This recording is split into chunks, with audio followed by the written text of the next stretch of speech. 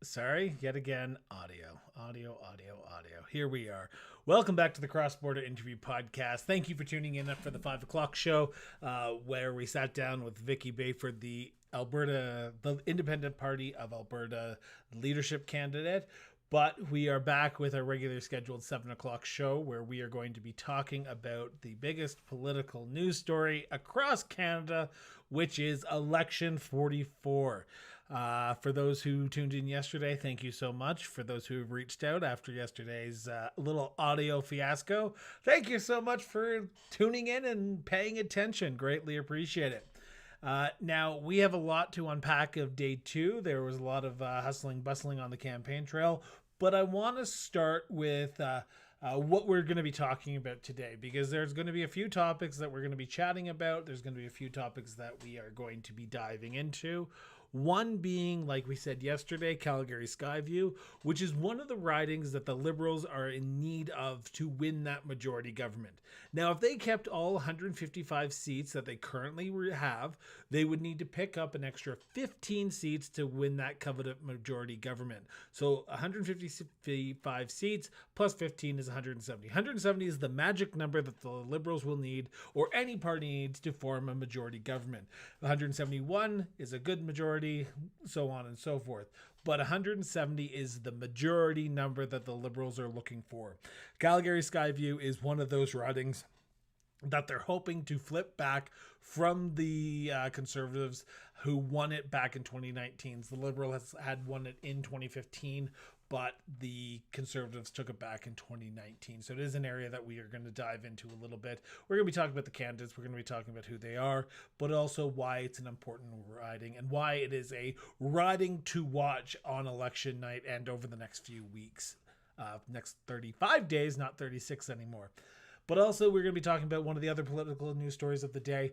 The Conservative Party leader, Erin O'Toole, released the Conservative Party's platform 2 days into an election. Very unheard of, very unusual for a leader to announce their platform so early on in the campaign. But it is a calculated move that the Conservatives believe that getting their roadmap to recovery out at the doorsteps for the candidates to start pitching to the Canadian public is a move that they believe is going to win them seats over the next 35 days. So we're going to be talking about that as well.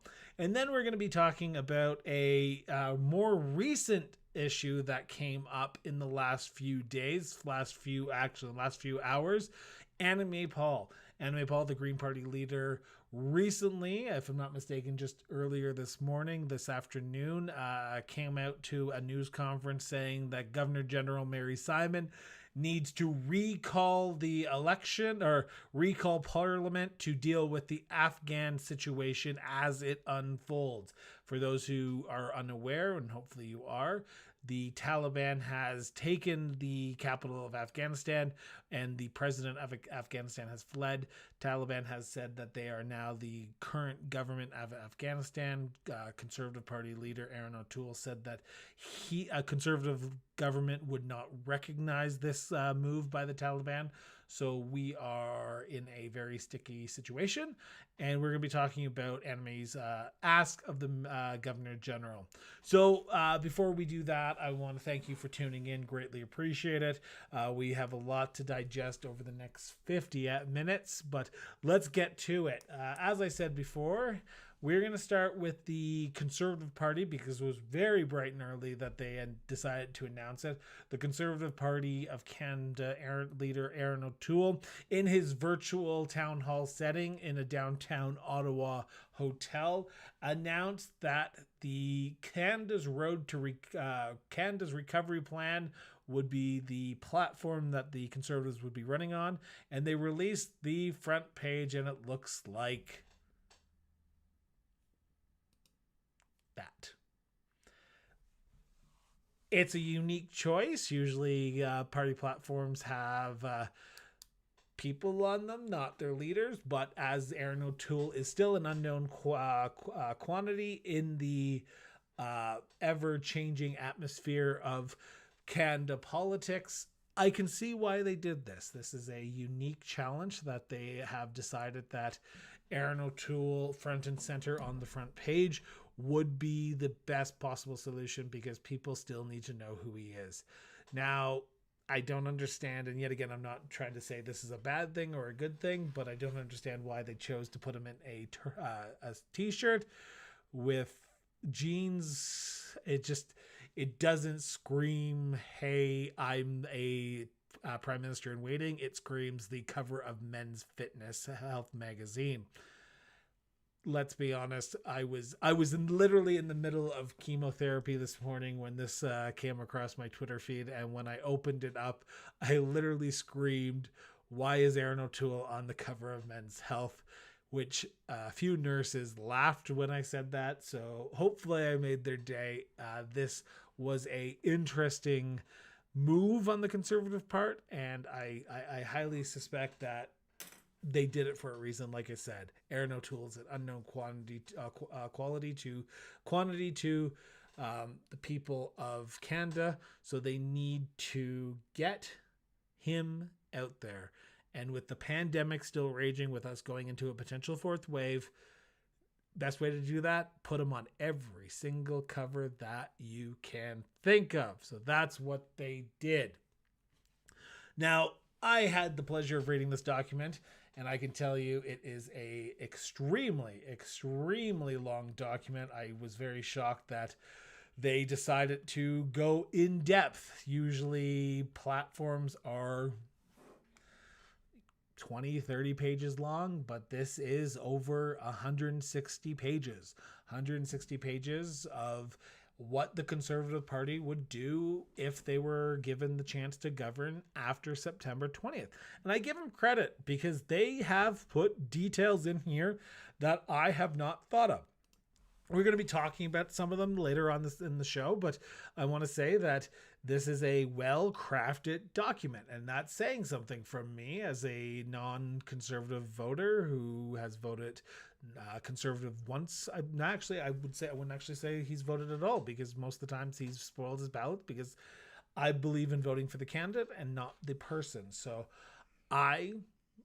this is a well-crafted document. The people who have surrounded Erin O'Toole have put together a document that the Conservatives can go out and sell. Now, the issue is, where can they sell it? This document has tidbits for everyone. Has things for Quebec, has things for the West, has things for the Maritimes, has things for the forest industry, affordable living. So it is a document that progressives would love. Progressives would love this document. I don't see the hardcore conservative supporters who might be thinking about voting for the Mavericks or the People's Party of Canada looking at this document and going, you know what? This is the document that I believe I could get behind. There is a few things that you would say, okay, I understand where you're coming from this, but it is not a document that will win over the ultra conservatives. He is looking at downtown Toronto, downtown Montreal when they crafted this document.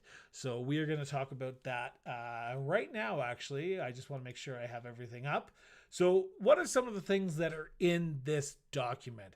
So one of the things that I found quite interesting while I was reading this was the Conservatives, if elected on September 20th, would appoint a minister responsible for red tape reduction. Now, the left being the Liberals and the NDP, would say, you are literally making more bureaucracy by appointing a minister responsible for red tape reduction. In Alberta, Jason Kenney did the exact same thing. He introduced an associate minister responsible for red tape reduction. I'm not really sure what they've done. I know they've given out awards to each other. They've given out awards to ministers to say, hey, this is what we've done.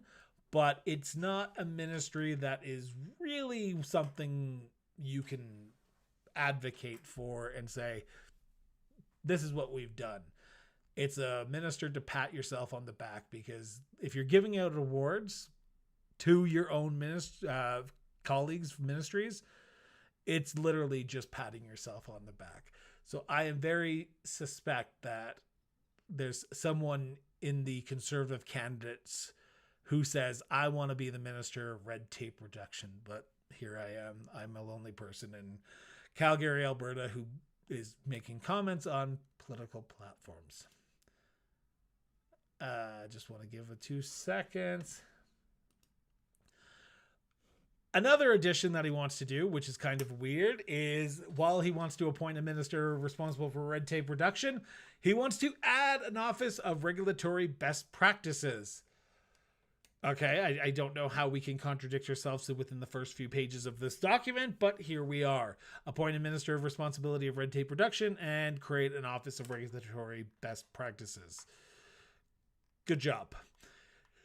One of the big issues that the provincial governments have been harping on is interprovincial trade barriers. In this document, it lays out how he plans to bring together the first ministers to start breaking down those interprovincial trade barriers. It should not be easier to trade with China or the UK or Australia than it is to trade with Ontario or Quebec. So these are great ways that you can bring some of the conservative premiers of the country on board to say, hey, we want to break down interprovincial trade barriers as well, so let's do it.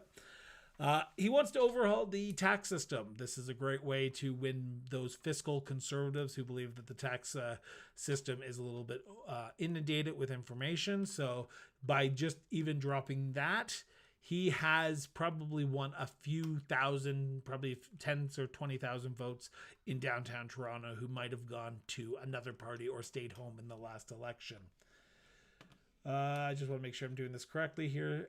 He wants to make life more affordable. Canada's Conservatives will implement a month-long GST holiday this fall.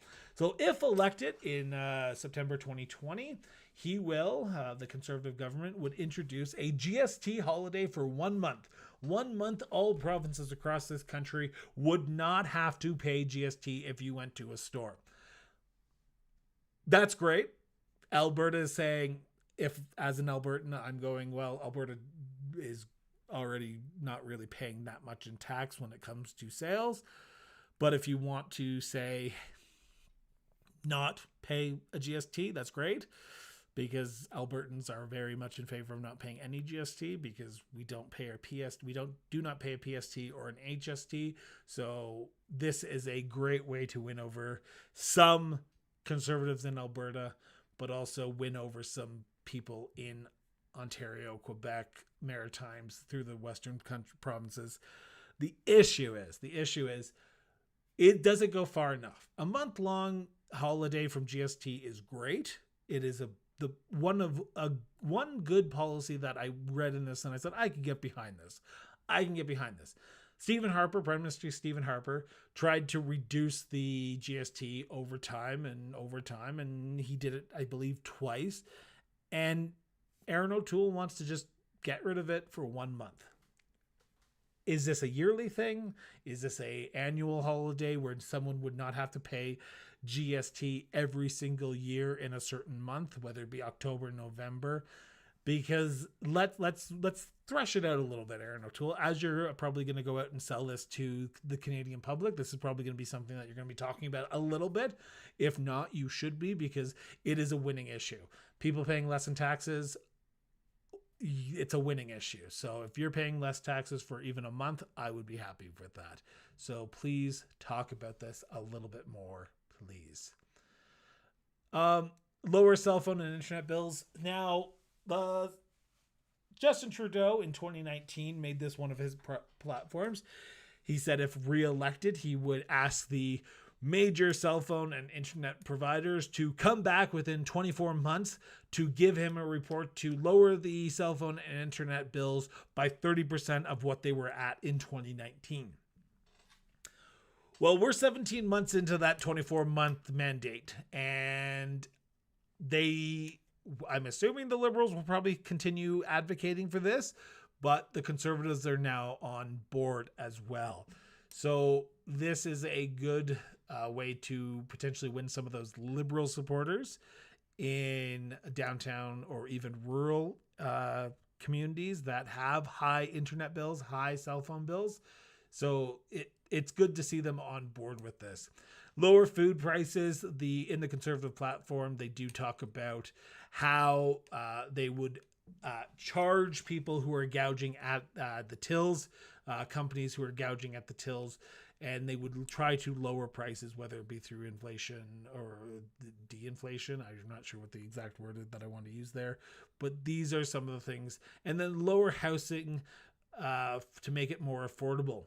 Now, this is the part in the platform that I my eyebrows raised, and I know that's kind of a joke right now because I literally don't have eyebrows because they fell off. Well, part of them fell off today. But the Conservatives will implement a plan. They don't say what the plan is. They just say they will implement a plan to build 1 million homes in the next 3 years. This is aimed at Vancouver. The price, as we talked about with Sean McQuillan earlier this weekend or last weekend, we talked about the prices in homes in Vancouver have skyrocketed. And if I was to bring this platform to the people of Vancouver and say, hey, we're going to lower your house prices by building 1 million new houses across Canada, and that's going to lower your house prices, I would say, great. I want to be able to get into my first home. So if you're going to lower my home prices, then it's going to work out best for me. Pardon me. The issue is it doesn't in Canada's recovery plan, the man with the plan, Erin O'Toole, he doesn't thresh out what that plan is. I would love a platform, which this is a well-documented platform with a lot of things in it and a lot of information.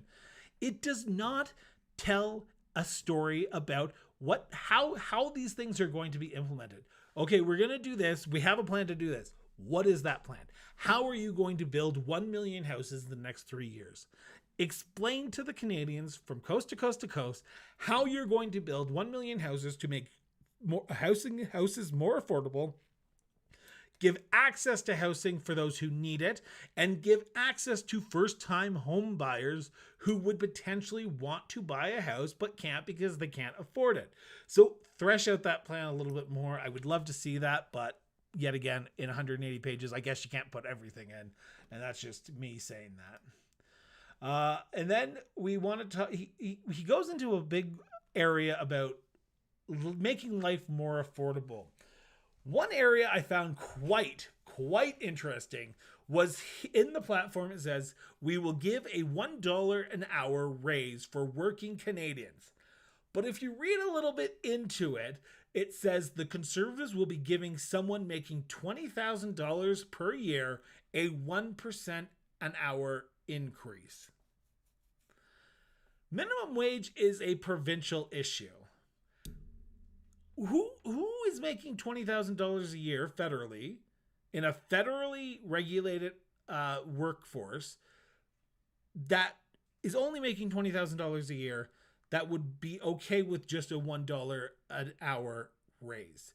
Someone's got to explain that one to me, because I do not understand how they are going to trample over the provincial mandated minimum wage to say we're going to give a $1 an hour raise for working Canadians, but only if you're making $20,000 per year. It just doesn't make sense.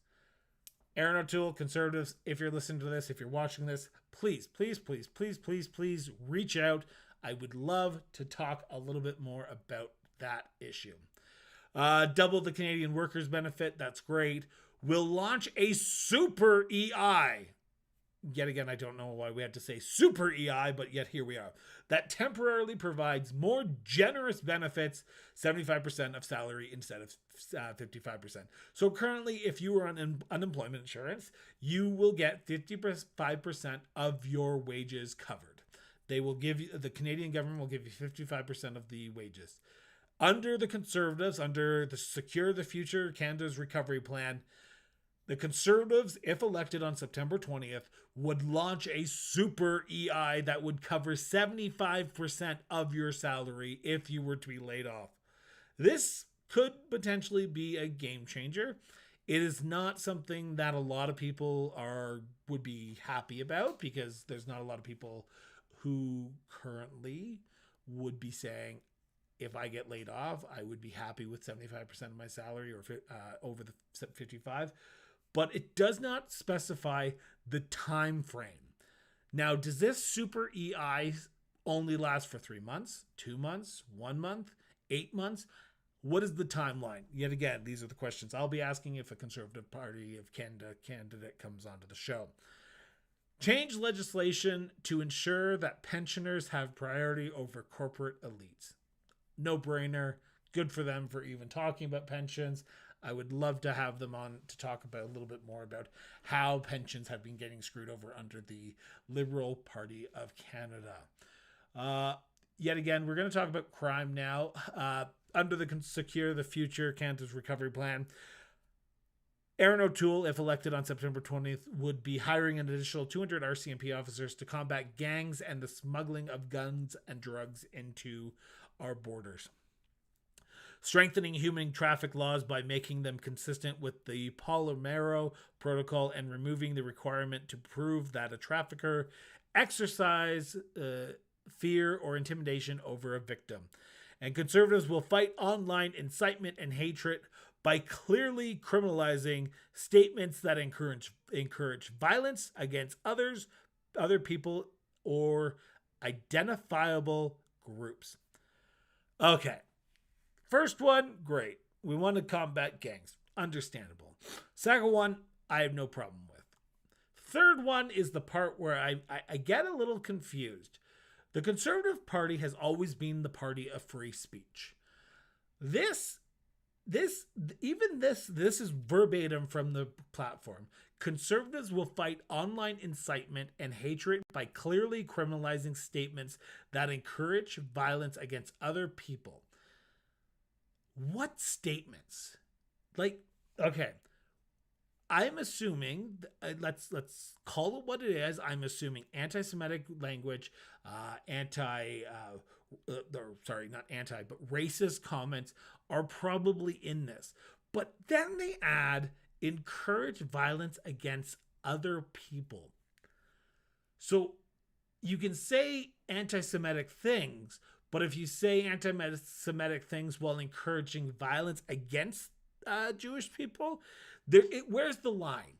I really want to know where the line is on this one, because I don't understand where the line is for the Conservatives, who are so much in favor of free speech. So yet again, if the Conservative wants to come on and talk about this, that'd be greatly appreciated. As a veteran himself, Erin O'Toole has made this one of his top priorities. The national defense and veterans is clearly identified in this platform, in this 180-page document. Ending harassment and discrimination and making the CAF, Canadian Air Force, a better workplace. This is a big issue that the Liberals have been trying to deal with over the last few months, but it seems they've been falling down on the issue. Addressing the challenges of deployments and postings. This is great. Defending Canada against cyber attacks. Great. Investing in our armed forces and our economy. And as a veteran, he does talk about it in the platform, standing up for our veterans. They have accused the Liberals for sort of pushing down and sort of not being a supporter of veterans when they return from war. So this is an area that the Liberals are going to lose on, and the Conservatives are going to probably be hitting them a lot over the next few months. Another area that the Liberals always lose on, and this is not just the Justin Trudeau Liberals, is ethics. Ethics. Now, before I go into ethics, I want to talk about Justin Trudeau. Justin Trudeau is not the first Prime Minister of Canada to be found guilty of conflict of interest. John Chrétien, Brian Mulroney, let's call it out. Probably even Pierre Trudeau. Prime Ministers have been found in contempt, or not in contempt, but the ethics commissioner have found issues with certain prime ministers. Justin Trudeau is not the first. What Justin Trudeau is, though, the first one to ever been found guilty 3 times. Once for visiting the Aga Khan, using his private jet to visit his private island, because that was potentially a payoff. I don't see it that way, but anyway. The second being the Wee scandal. covering up, giving money to the We Charity. And the third, I'm blanking right now, but I do know there are three, because literally the We scandal was the third one in the list of ethics scandals, and the report was called Trudeau 3. So let's just call it out that this is an issue that the Liberals know they can't win. When it comes to ethics, it's probably not the thing that you're going to be hearing coming out of Justin Trudeau's mouth a lot over the next 35 days. But I could be wrong. He could turn a new leaf and he could be talking about ethics for the rest of his life. But I highly doubt it. So, under the Conservatives' plan that they want to implement after September 20th, Secure the Future Canada's Recovery Plan, the Conservatives would toughen the Conflict of Interest Acts, increase the monetary penalties in the Conflict of Interest Act, Foreign Agents Registry Acts. So basically, if you're a foreign agent trying to do business with the foreign lobbyist trying to do business with the federal government, you would be required to register yourself. And fix the access to information by giving the Commissioner of Information the power to make orders to departments to release information promptly. This is a double-edged sword. I think it's a risk that Erin O'Toole is using this, because let's be honest, when you're in power, you usually don't want information released. And by putting this in, he has made it a priority for him. So let's see if he's elected on September 20th, if this is going to stay put. So ethics, veterans, national defense, not something the Liberals are going to win on. So it's going to be something that they are going to potentially be using a lot. The Conservatives are going to be using a lot over the next few months, next few weeks. Immigration.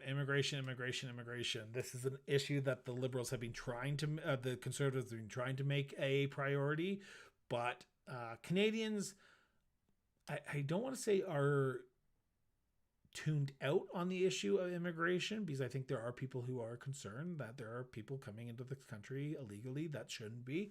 I think there are people in this country who believe that we need to toughen our borders, and I agree. We should have tough borders. You should not be able to just walk across the border and do what you want to do in Canada. I'm not saying build a wall. Please do not assume that I'm saying build a wall. I'm just saying that we have people in this country who believe that we need to strengthen our borders. The Conservatives, if elected on September 20th, would close the loophole in the Safe Third Country Agreement to end illegal border crossings. So currently, the Safe Third Country Agreement, which is an agreement that most countries have, if an immigrant comes to, say, America and lands in America and claims asylum, America has to do something with them. They have to accept them. They have to be who they are.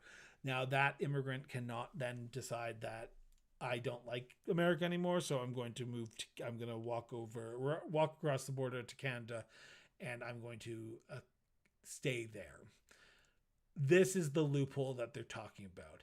In the Safe Third Country Agreement, the person who's seeking asylum needs to stay in the country that they've first landed on.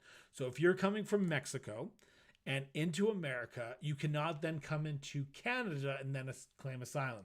Under the Safe Third Country Agreement, you have to stay in the country that you originally landed in when you claimed asylum. Work with the U.S. to set up joint border patrols at the near high traffic points of the land border. Now, I'm assuming this does not mean Coots, Alberta. This is a pretty specific area that they're talking about, which is in, if I'm not mistaken, just lower sort of Ottawa region south. This is an area in Quebec as well where there is a lot of people just literally walking across the border, and there's not much we can do because we have to accept them under that technically loophole of the Safe Third Country Agreement. This is going to win him some votes in Lower Mainland BC, not BC, but in Lower Mainland Quebec and Ontario, where there is a large influx of people coming into Canada illegally. And then also deploy immigration and refugee board judges to common arrival points to expedite asylum hearings in straightforward cases. This is pretty pretty simple thing to do, but it could win some supporters in Toronto, Vancouver, Montreal, where there is a high area of people coming in to Canada for immigration and refugee issues or cases. So this is an area that I'm very happy to see as a nonpartisan voter. And I know you'll say you're not a nonpartisan voter. You ran for the Liberals. I agree. I ran for the Liberals, but let's be honest, the Liberals are not the Liberals that I decided to run under. I decided to run under the Chrétien Liberals, and the Liberals that are currently there are not the Liberals that I can identify with anymore. One area that I found very interesting in this document was something I hadn't even thought of, and I'm trying to figure out why it was in there, but Erin O'Toole must believe that there's people out there who believe this is an issue, and we need to make sure that we do this in a straightforward manner. But in the platform, we actually talk about animal welfare. I was flabbergasted when I got to this part of the platform, and I will be honest, I was not prepared to even understand what their motive is behind it, but they had some pretty reasonable platform policies around animal welfare. So the first thing that they would do, well, not the first thing, but under a conservative government, in their platform, they said they would ban puppy mills.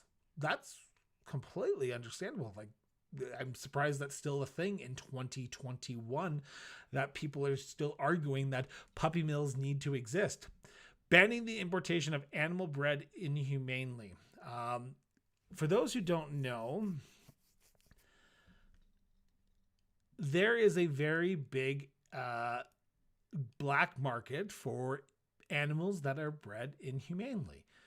And I think there's a large population of Canada who are very pet friendly and believe that pets are great for their family. So this could potentially win them a few votes. Banning cosmetic testing on animals. Yet again, still don't understand why this is a thing in 2021, but here we are. Great. Working with the Council of Ministers of Education. So this is working with the provincial governments, all provincial governments, to promote humane education as part of education on the environment and sustainability. That, yet again, seems pretty straightforward. It's overreaching of working with provincial partners if they don't want to. I don't understand why they wouldn't, but it seems weird that they've put this in here. So good for them. Energy. I am currently broadcasting from Calgary, Alberta, energy capital of the world, and energy capital of Canada. We are Alberta's the energy capital of Alberta's the energy capital of Canada, and I'm in the city that is the energy capital of the province. So energy was going to be a big thing that I would assume that they would want to focus in on and talk about, because the Liberals have been pooching the dog on this one. And I use that pun lightly because I know we just talked about animal welfare, but the Liberals have not been a good friend to the energy industry. And I know we had George Tahal and we had Sabrina Grover on the show, both Liberal candidates in Calgary Centre and Calgary Skyview. But the Liberals have not done a good job on reaching out to the people of Alberta to talk about energy issues. They are trying to get our resources to market, but is not being at the speed that the people of Alberta, people of Calgary want. So I would be very, very suspect if Erin O'Toole does not make a grand entrance in Alberta over the next 35 days to say, hey guys, I'm the energy prime minister, elect me and we will get things done. And by that, I mean, we will eliminate the unfairness of Trudeau's Bill 69, which is the No More Pipelines Bill, as Jason Kenney so adequately put it, end the ban of shipping traffic on the north coast of British Columbia. This has probably cost him a few votes in northern BC, which was not a riding that they won in the last probably about 8-9 elections, because it's being held by Nathan Cullen, the NDP MP, now NDP MLA. So this is a win for Alberta, but probably losing some votes in BC. And ensuring adequate pipeline capacity. We need more pipelines. I get it. We need to get our resources to market. I get it. I get it. The one thing I found very interesting, and the thing I did not see in this document, was talking about, and I talked about this with Sean McQuillan, the Vancouver South NDP candidate. We need to start doing with our resources in our country. Why are we shipping it to other countries to use and then sell it back to us at a higher price? I am done with that. Start building refineries in this province, in this country, getting our resources in those refineries, making gas here, and then using that gas here. We could be saving so much money, but people we're willing to buy a pipeline. We're willing to put money into a pipeline, but we're not willing to refine the resources here to use it for Canadians. Why are we not doing this, people? I can't be the only one who thinks that we need to start building more refineries in this country, because if I am I on the wrong side of history here? Am I on the wrong side of history when we say we need to start doing with our resources in our own country? Let's shake your head. We talk about the gas, the crude oil that's coming from Saudi Arabia, from the OPEC countries, from Russia. Okay, we have some refineries out east. Why do we not have refineries here in Alberta? Why do we not have more? We're pumping out oil from the ground on a daily basis, hundreds of thousands of barrels, and yet we're not refining it here? Shake your head, guys. Liberals, conservatives, get your minds out of the frickin' snowbank and start building refineries in this godforsaken country. Sorry, there's my rant for the day. Thanks for showing up. Well, on that, let's talk about the environment. Let's rip this Band-Aid off right quickly.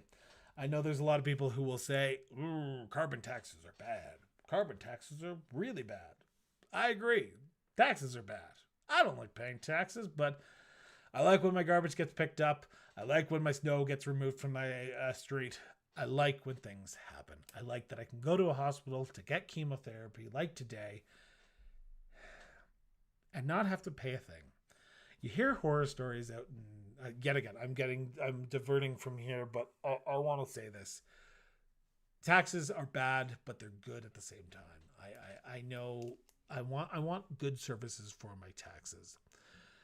The Conservatives have made an effort. I'm going to take this off for a second. The Conservatives in the last 6 years, since the Liberals were elected in 2015, have made the carbon tax a key priority of attacking the Liberals. They have said the carbon tax is bad for the energy industry. It is bad for consumers. It's going to cost more money to do anything in this country, which is true. Cost of gas has gone up. Cost of food has gone up. Inflation has happened because of the pandemic. Things change. We get it. The issue is, when does a carbon tax need to happen? I have curbed my spending. I have curbed my driving because things have gone up. When things get pricier, I stop using them. I go to other places. I find the cheapest option. It doesn't sound that hard. The Conservatives have been attacking the Liberals for the last 6 years on a carbon tax. During the leadership race, Erin O'Toole signed a pledge that he would not implement a carbon tax. He would remove Justin Trudeau's carbon tax and he would not introduce a new carbon tax. He would get rid of it altogether. Conservatives in Alberta felt happy. In Saskatchewan, they felt happy. They had a guy that they could potentially vote and get behind and win the next election. The issue is, with every politician, they know Alberta and Saskatchewan, there's only a few select seats here, so they do not need to pander to the people of Alberta and Saskatchewan. They need to pander to the people of Toronto, Montreal, and Vancouver. And Erin O'Toole, in Erin O'Toole's fashion, flipped on this issue like there's no tomorrow. Erin O'Toole introduced, and this is where we're going to get into it, a personal low carbon savings account. Under the Conservatives' plan, they would implement an innovative national personal low carbon savings account. This would put a price on carbon, yet again, carbon tax, for consumers without one penny going to the government. It will be completely transparent, engage consumers in the process of building a low carbon future. Canadians will pay into their personal low carbon savings account each time they buy hydrocarbon based fuel.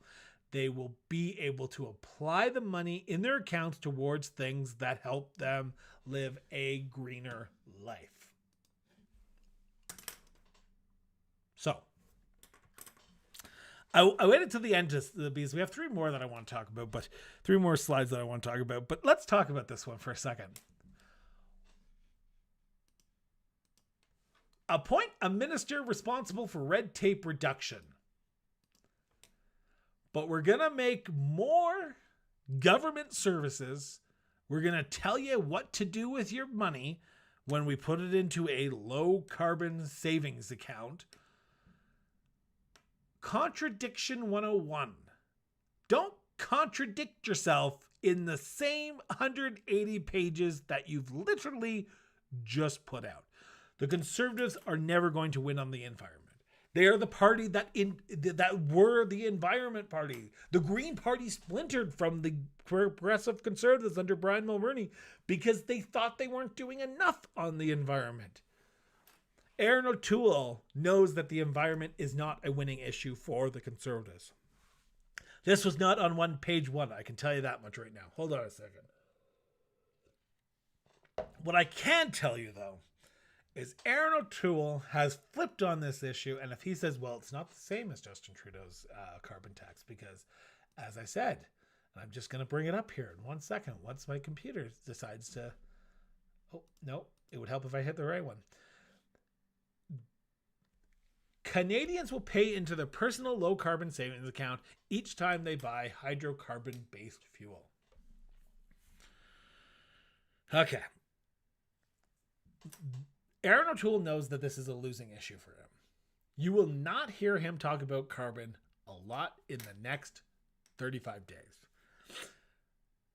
He is literally, in this one part of the platform, pissed off enough Albertans probably that he could lose potentially up to 5 seats in Saskatchewan and Alberta. I'm not saying 5 seats in both provinces.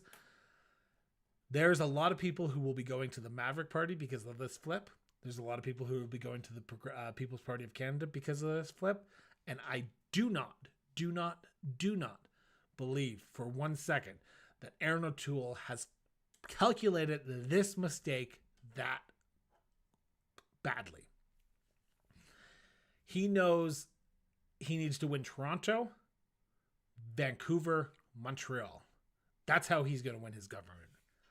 He's hoping that the Conservatives in Alberta and Saskatchewan will stay with him in hopes that the Liberal parties will be kicked out of office by winning enough seats in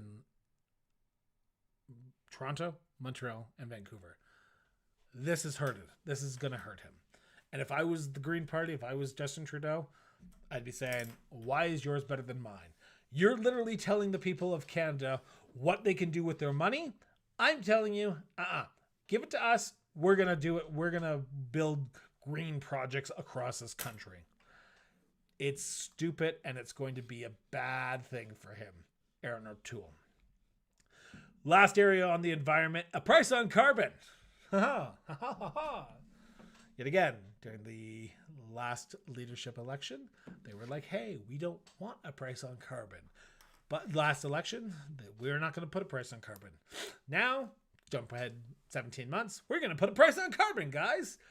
And under the Conservative plans, the Secure the Future plan will ensure that all Canadians do their part to fight climate change in the ways that work best for them at a carbon price that is affordable. So yet again, putting a price on carbon tax, starting at 20 tons and increasing to 50 tons, but no further. Okay, you flipped on one issue already. Why aren't you going to flip on this issue? Guarantee he's not going to stop at $50 per ton. Even at this lower carbon price, we will ensure that this does not place an excessive burden on low-income families and will protect farmers by ensuring that they have affordable options. Hi, guys. So, I'm going to turn this off for a second.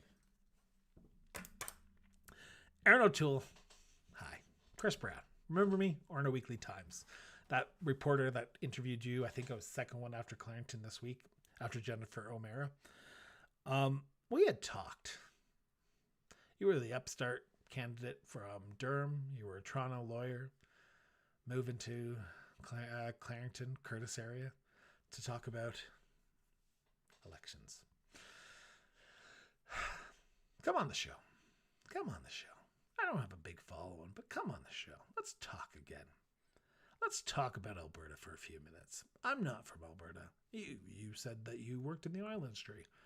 You probably have the same experience of Alberta as I do. Lived here for a few years. Think you know what's happening. In the leadership campaign, you said, hey, we're not going to put a price on carbon. We're going to get rid of our carbon tax. You've pissed off a lot of Calgarians, a lot of Conservatives. Calgary Skyview, which we're going to talk about here in a few minutes. Calgary Centre. Calgary Confederation. Regina, Ralph Goodale's old riding. The most northern riding in Saskatchewan, where Bucky Belanger, the former NDP MLA for Saskatchewan. You're going to lose them. And this is the reason why. I know I could be up creek without a paddle, but the Liberals have just won 5 seats. Potentially 4. Let's put Confederation back on play here for a second. But Calgary Centre, Calgary Skyview, Goodale's Old Riding, Gord up in northern Saskatchewan. You're probably going to lose these ridings because you flipped on this issue. I've learned one thing in the last actually more than 5 years. I've learned something in the last 9 years of living here. Albertans don't like to be fucked around. Pardon my French. You fuck with them enough, they're going to get pissed off and they're going to say something about it. You don't have two parties rise up in the last 4 years because people are okay with what's happening with your party. I suspect there's a lot of people in your party. Erin O'Toole, talking right to you right now, and I'm probably never going to see this, but here we are. Erin O'Toole, you have probably people in your party who are happy with about 80% of this platform. The environment, not that one. This is the area that you're going to lose some votes on, and you know it. And your party knows it. That's why you have people like Pierre Poilievre and Carleton running their leadership campaign already. Good luck, man. I wish you the best. Last thing I want to talk about, and this is the one that didn't irk me, but probably will irk a few conservative voters here in Alberta. You, in your platform, openly, for probably a good page and a half, almost 2 pages, talk about Quebec. You are a federal leader and you spend more time in your platform talking about Quebec than you do about Alberta's issues and separation and the West not feeling they have a place in this confederation.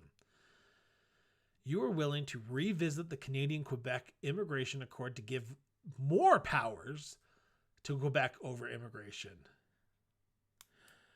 When the Progressive Conservatives under Alison Redford wanted more powers for immigration, for temporary foreign workers, the then Deputy Premier of Alberta, Thomas Lukaszuk, went to Alberta, and now Premier of Alberta, who was your caucus colleague, Mr. O'Toole, said, no, we don't want to meet with them.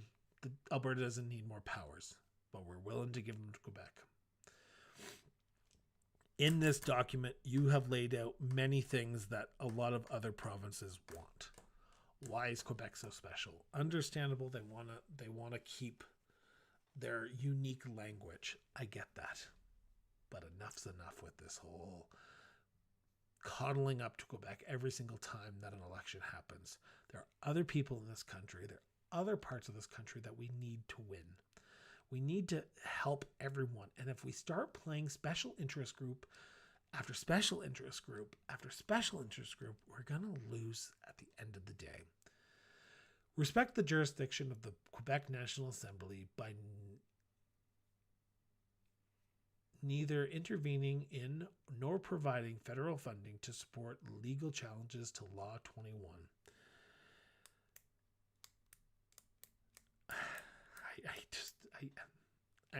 Yeah. And then ensure that Quebec will never be underrepresented in the House of Commons when new parliamentary ridings are created. Erin O'Toole, buddy. Quebec believes they are, the West believes they're being underrepresented right now. And you have just given an olive branch to Quebec, who has 75 seats. Understandable, the Constitution is the Constitution. And it says that Quebec would always have a certain amount of seats in the House of Commons. But in doing this, you have given more votes to the Maverick Party. You have given more votes to the People's Party of Canada. And you have cost up to 5 people to lose their job as an MP. Conservatives are pissed out in Alberta and Saskatchewan. Conservatives are angry that things are not going their way. This platform, like I said at the beginning, is a good platform. It has things for everyone. But Erin O'Toole is taking a risk on this platform. He is hoping, he's praying probably, that people of Alberta, Saskatchewan, Manitoba, even some parts of BC, stick with the Conservative Party to oust Justin Trudeau. I don't think it's going to happen. I will be upfront. I probably do not believe Justin Trudeau will lose this election. Erin O'Toole will probably not be Prime Minister after this, or will not be leader after this election. There will be a Conservative leadership race probably in the next few months. Erin O'Toole, you have a good platform. You have a platform that plays well in Toronto. You have a platform that plays in rural Ontario. You have a platform that even gives some stuff to BC. But Alberta and Saskatchewan, they get the short end of the stick once again.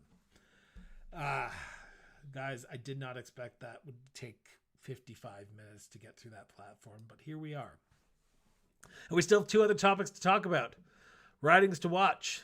We're going to talk about this a little bit later, but here we are.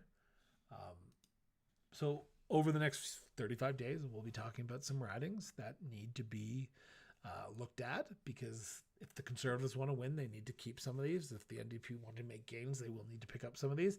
And if the Liberals want to win that coveted majority, they need to pick up 15 seats.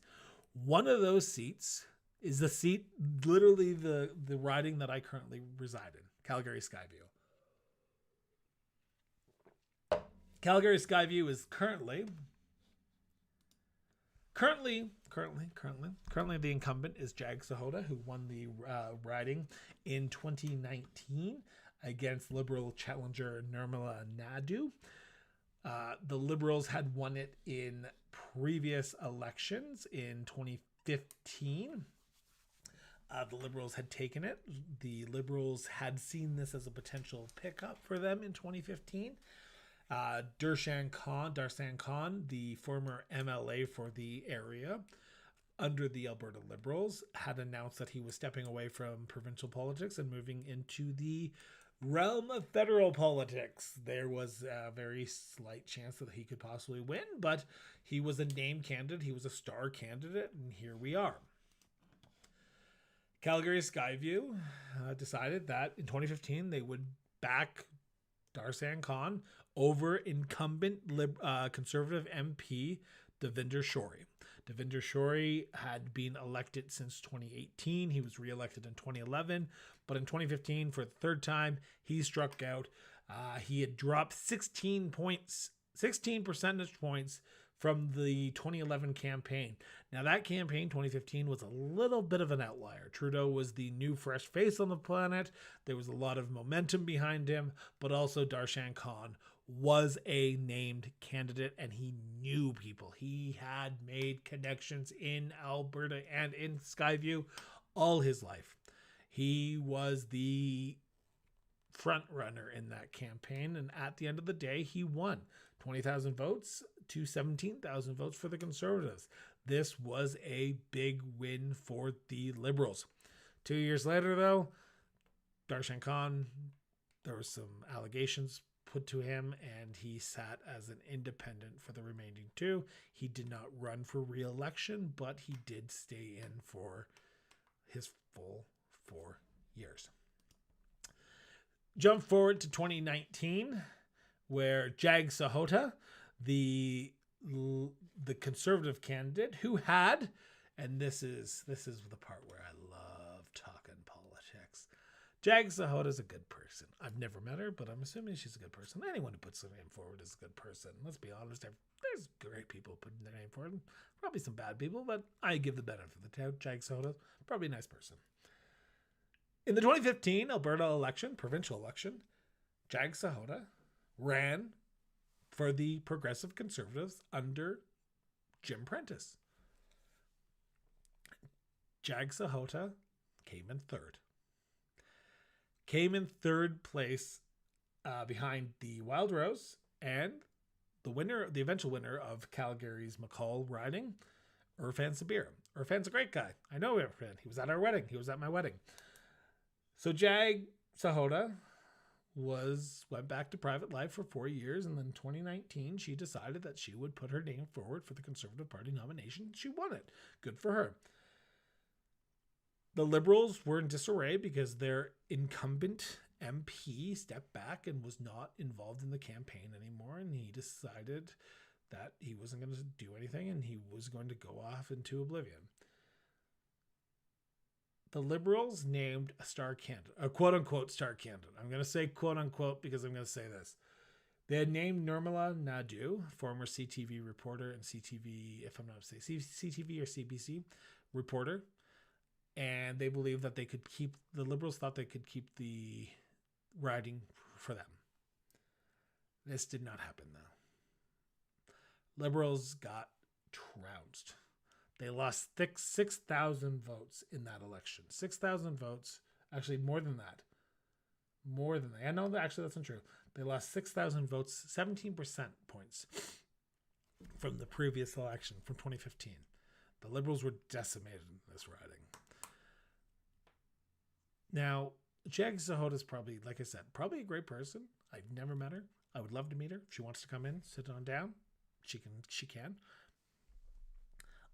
I've lived here for 2.5 years, almost 3 years. I've yet to meet her once. No campaign literature, no mail-outs, nothing. I live in Whitehorn. Jag, I live in Whitehorn. Call me up. I'd love to chat with you. Then comes in, let's fast forward. So Jag Sahota is probably a great person. She's under Erin O'Toole, she is the Shadow Minister for Women and Gender Equality. Okay. Probably a good file, but I don't know really what that is. Status of women is in government, but gender equality, don't know why we need to add that on, but Erin O'Toole believes that we need to. Let's jump forward to 2021. Let's set the stage. Municipal elections are currently happening. If you haven't already, please tune into the Cross Border Interview Podcast, which is this YouTube channel, but also on Spotify, on Apple Podcasts, on anywhere you get your podcast, and you can hear my interviews with some of the Calgary City Council candidates for mayor, for wards. In June of this year, I sat down with the incumbent Ward 5 City Councillor, George Chahal. We had a great chat. We had an awesome conversation between the two of us. We were getting ready to release it literally a week before he announced that he was dropping out of the race and he was running for the Liberals in the riding of Calgary Skyview.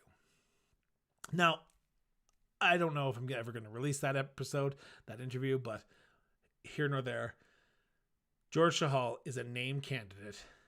He's a star candidate, and is a candidate that is going to possibly win this back for the Liberals.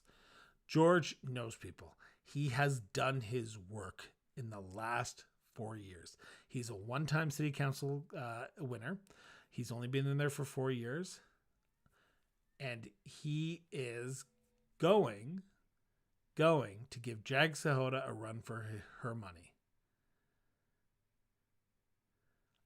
I truly believe this is going to be a riding that a lot of people are going to be watching. Calgary Skyview is going to be a riding that is going to potentially win Justin Trudeau his majority or keep them to a minority. George Chahal being a named candidate, being someone that people know his name, people have seen his name on campaign signs and brochures and mailers. Jag Sahota, same thing. Except me, because I've not seen one brochure yet. I think there's only one way that the Liberals are going to lose this riding. And this goes back to this shot. Harry Dillon, the People's Party of Canada's candidate, sat down here for our very first live interview in a while. He's a great guy. He is going to give some Conservatives a chance to vote against Erin O'Toole's platform, as we just talked about. If the Maverick Party does name a candidate in this riding, it's going to give them an option as well. I do not think the Mavericks are going to potentially name a candidate, because if they do, that would potentially cause the Liberals to win. And the Green Party have yet to name a candidate for the riding as well. The unknown quantity in this election is Mr. Gurdinder Singh Gill. Mr. Gill is the NDP candidate who ran in 2019. He's running again in 2021. He and Jagmeet Singh were in Calgary Skyview just over the summer during the Calgary Stampede. And they had about 150 people at an event. And I can say he is a politician. He knows how to work the crowds, and I give him credit. He is running in a riding that is very NDP favorable, because Irfan Sabir is still the NDP MLA for the area, so he has a chance of potentially causing George Chahal to lose this election and Jag Sahota to win. So if I'm watching this riding, and I'm watching this closely, I'm watching where the NDP support is going. I'm watching where the signs are being placed. I'm watching where George Chahal is going, and I'm watching where Jag Sahota is going. These three people are going to be closely watched over the next, let's say, 35 days, because that's how long this campaign is. So that is why Calgary Skyview is going to be a riding that I'm watching. I hope you watch it as well. My last, and I promise, because we are literally longer than an hour today, and I did not expect this to happen, but we are going to talk about Annamie Paul for a second. And it's only going to be a brief second because I'm talked out and my voice is going here. Enemy poll earlier today, because of the issues that are going on in Afghanistan, was calling on the Governor General to bring back Parliament, to cancel the election, bring back Parliament, so the people could have a voice on the issues that are happening in Afghanistan. Now, she's a lawyer, well-educated woman. She should know this is not what happens. Once an election's called, it's called. Game's on, girlfriend. Let's do it. You have 35 days to convince people. You're not going to convince people by saying we need to recall Parliament and talk about Afghanistan. You want to talk about Afghanistan? You have a captive media right now. Go on shows. Go talk to the media like you did when you made this statement. Let's talk about it. Let's talk about Afghanistan. We'll do it. Come on the show. We'll talk. We'll have the discussion about why Canada needs to do better on this issue. This is Trudeau's Syria. In 2011, Stephen Harper called an election. He won his majority, but in that, or 2015, sorry, the Syrian refugee crisis was full-blown an issue that Stephen Harper had to deal with. They weren't calling to go back to Parliament then because they knew you don't say that because it doesn't happen. So Green Party members, please tell your leader what the Constitution says and how the leaders should be acting during a campaign. It was a stupid move. It made you look ridiculous, enemy, and you just need to shake your head, let this one slide off, and get back at it tomorrow. So with that, we are an hour and 7 minutes into the show. I know I've talked a lot about the conservative policies, but that's where the big news story of the day came from. I know we talked about Calgary Skyview, which I said I would, and I talked about enemy poll. Tomorrow on the show, day 3, who knows what's going to happen? We'll find out tomorrow by 7 o'clock. But the riding I'll be looking at is Calgary Centre, another Calgary riding that I'm going to be looking at. And then the day after that is Edmonton Centre or potentially Calgary Confederation. I'm just not sure. Might throw it up to Edmonton for one day or two. So without further ado, I look forward to seeing you back tomorrow at 7 o'clock. Hopefully you enjoyed this. If you're watching this later, please stay tuned. Remember, these are the ridings that we're going to be watching. These are the ridings with the candidates as they come in. We will be updating them. As you see, we've changed out Edmonton Centre. We will have it back in tomorrow. We're just looking for a better picture of Jim Cumming, or however you pronounce his name, sorry. So I look forward to tomorrow. I look forward to seeing you guys tomorrow. I look forward to chatting with you guys tomorrow. Like I said, I will be back 7 o'clock Mountain Standard Time, 9 p.m. Eastern Standard Time to talk about politics. If you want to come on the show, if you're a candidate, please do. Please, please, please. We always love having candidates on to talk about politics. We have lined up 1 or 2 from the Maverick Party, potentially. We have the Green Party representative for we're riding in Alberta coming on the show. And then also we have we will be chatting with a Liberal Party candidate as well. Again, I hate to beat a dead horse here. Animal welfare. I wouldn't actually do it. Tune in every night, 7 p.m. as we talk about the biggest political news stories of the day. From everyone here at the Cross Border Interview Podcast, my name is Christopher Brown. Thank you for tuning in. Thank you for following along. Get out, get engaged, because this election is important. I will see you back here bright and early. I will be back here 7 p.m. tomorrow night to talk about the election, the leaders, and Calgary Centre. From everyone, talk to you later. Have yourself an excellent rest of the night, guys. Bye.